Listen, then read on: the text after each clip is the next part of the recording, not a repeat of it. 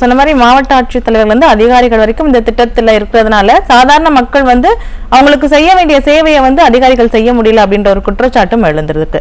So எல்லாருமே இந்த திட்டத்திலேயே போக்கஸா இருக்கிறதுனால மக்களுக்கு செய்ய வேண்டிய அந்த சேவைகளை செய்ய முடியல. அவங்க செஞ்சு இப்ப மாவட்ட ஆட்சித்தலைவர் செஞ்சிட்டு இருக்கிற வேலைகளுக்கு இடையூறு வர்ற மாதிரி ஒரு புதுசா ஒரு ஐஏஎஸ் அதிகாரிகள், திறமை வாய்ந்த ஐஏஎஸ் அதிகாரிகள் 4 பேரை நியமிச்சு வச்சிருக்காரு இந்த திட்டத்தை கண்காணிப்பதற்குன்னு. ஏற்கனவே ஐஏஎஸ் அதிகாரி நேரில் பார்த்து சாதாரணமான நடைமுறையில் இருந்த திட்டங்களை இன்னைக்கு கொண்டு வந்து காமிச்சிருக்காரு.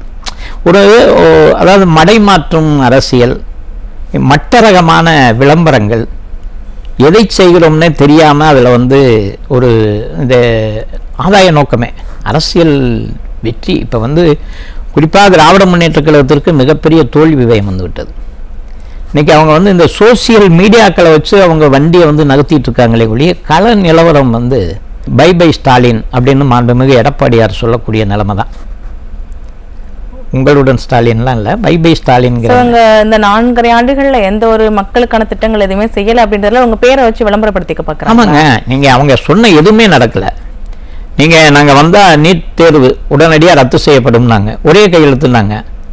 இப்போ போய் அதுக்கு என்னென்ன 1000 பல லட்சக்கணக்கான கையெழுத்து மக்கள்கிட்ட வாங்கி அதை கொண்டு போய் கீழே போட்டு போயிட்டாங்க.